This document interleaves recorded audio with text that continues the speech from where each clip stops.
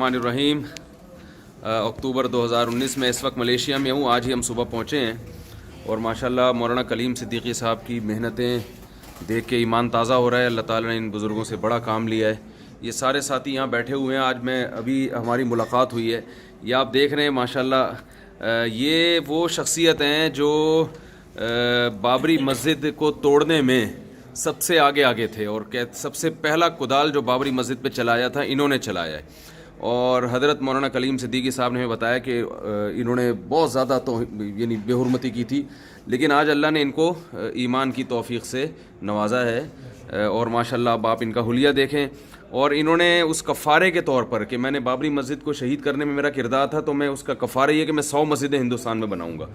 तो थोड़ा सा इनसे इंटरव्यू लेते हैं हम। ऐसे कई गैर मुस्लिमों से हमारी मुलाकात हुई है जो बड़ा काम कर रहे हैं माशाल्लाह, और दीन की दावत पर वो लब्बैक कही, उन्होंने लब्बैक कहा और अल्हम्दुलिल्लाह इस्लाम में दाखिल हुए। तो आप थोड़ा सा अपना तारुफ करवाएंगे, आपका नाम क्या है? माशाल्लाह। मोहम्मद आमिर मेरा नाम है। मोहम्मद आमिर जी, साबिक नाम बलबीर सिंह। बलबीर, इंडिया में बलबीर से। अच्छा अच्छा। तो मैं पानीपत हरियाणा से हूँ। पानीपत हरियाणा से। तो पहले इस्लाम से इतनी दुश्मनी आपकी, उसकी वजह और फिर एकदम इस्लाम में दाखिल हो जाना, ये दो एकदम यू टर्न आपने लिया, इसकी कोई थोड़ी सी कारगुजारी सुनाएंगे आप? पहले आप किस मज़हब में थे?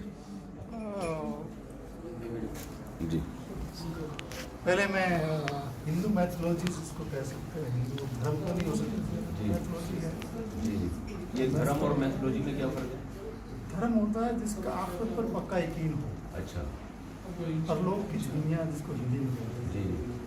मैथोलॉजी होती है जिसका कोई सिद्धांत ना, सुप्रीम कोर्ट ऑफ इंडिया ने सिद्धांत, सिद्धांत मतलब उसका कानून, उसको पाने। असल में हिंदी में मुझे बात मैं भी फिर मिर्ज़ा गालिब वाली उर्दू में बात असल में मैं 1976 में सुप्रीम कोर्ट ऑफ इंडिया ने एक किताब पर फैसला दिया था कि जैन धर्म, बौद्ध धर्म, हिंदू धर्म कोई धर्म नहीं है। अच्छा। क्योंकि मरने की बात की जिंदगी का तस्वुर इसमें नहीं है। अच्छा।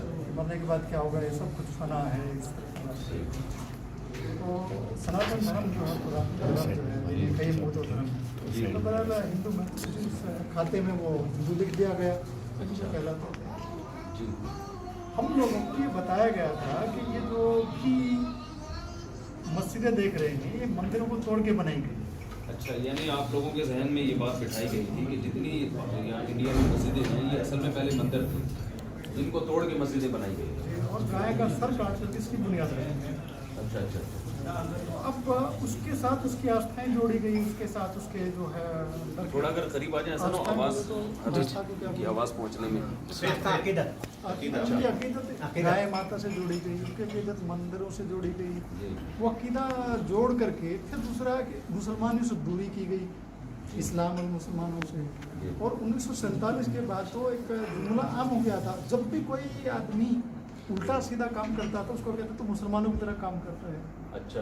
मतलब मेरे घर में अब बचपन से मैं 2 जनों बैठता था। अच्छा। तो सब चीज़ें ठीक थी। हमारी वालदा सलमा तौहीद परस्त थी। अच्छा, आपकी वालदा हिंदू होके भी तौहीद परस्त थी? क्योंकि वो सत्संग मिशन वगैरह से जुड़ा था।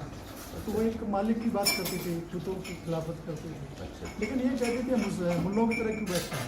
अच्छा अच्छा। वो आप जब दोजानो बैठते थे वो कहती थी मुल्लाओं की तरह क्यों बैठते हैं? हाँ, मुसलमानों की तरह क्यों बैठता है। जैसे हाथ धोते वक्त वो नल चल गए थे, जब हाँ पहली बार नल लगे थे हमारे घर, पहले हैंडपम्प ही थे, तो 2 हाथ ऐसे मैं करके धोता था। अच्छा। हाथ धोने में ऐसा ही अक्सर होता है ना। हाँ। नए आदमी अनजान तो कहते हैं मुसलमानों की तरह हाथ क्यों धोता है। अच्छा।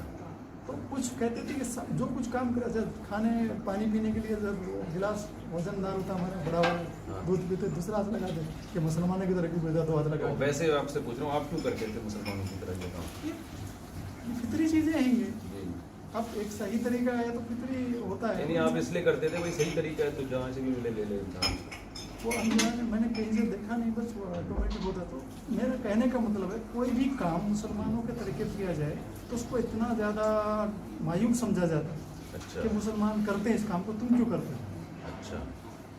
मुसलमान गोया कोई अच्छी चीज़ नहीं है, मुसलमान अच्छे नहीं।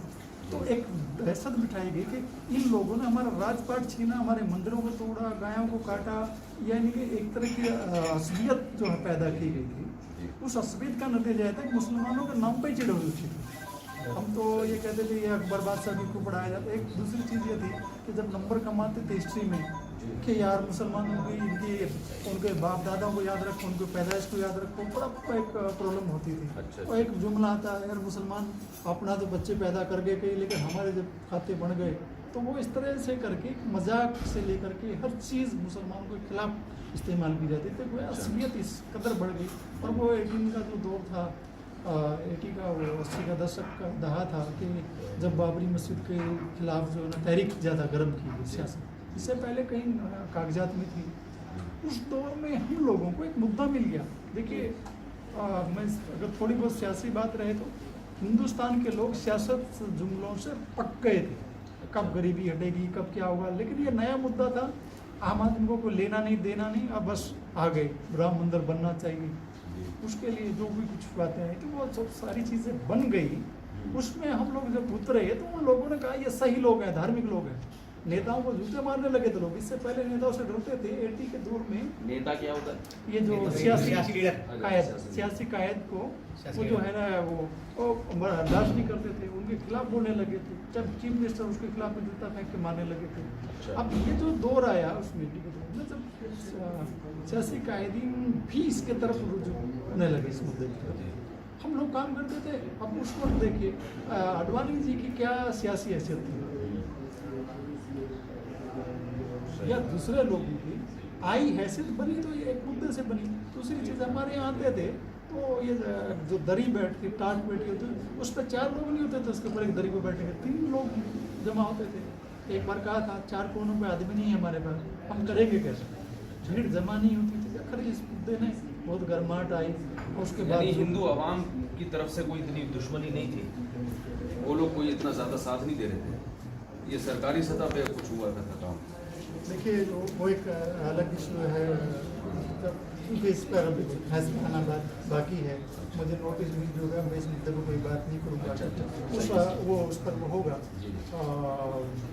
कानून का एहतराम करते हुए सिर्फ इतना कहूँगा, हकीकत ये भी है, ये बिल्कुल हकीकत है, हिंदुस्तान के लोगों को यही नहीं पता था कि राम कहाँ पैदा हुआ।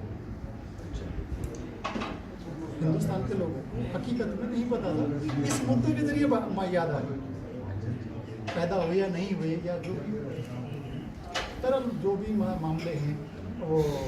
लेकिन इतना कहूँगा कि मुसलमान, मेरे इस्लाम को करने का जो मामला है, मैं मुसलमानों के खिलाफ सोचता था, बोलता था, फिर अमल में भी लाने लगा था। जब ये बातें आई तो इसी वजह से मुसलमानों की असबियत में मैं राम मंदिर आंदोलन से जुड़ा था, जो बाबरी मस्जिद के खिलाफ।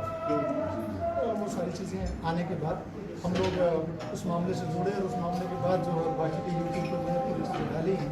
ये हकीकत ये है कि मुसलमानों की दुश्मनी से शुरू करें, मुसलमानों की मोहब्बत। चले फिर ये अजान हो रही है, नमाज के बाद इंशाल्लाह फिर बाकी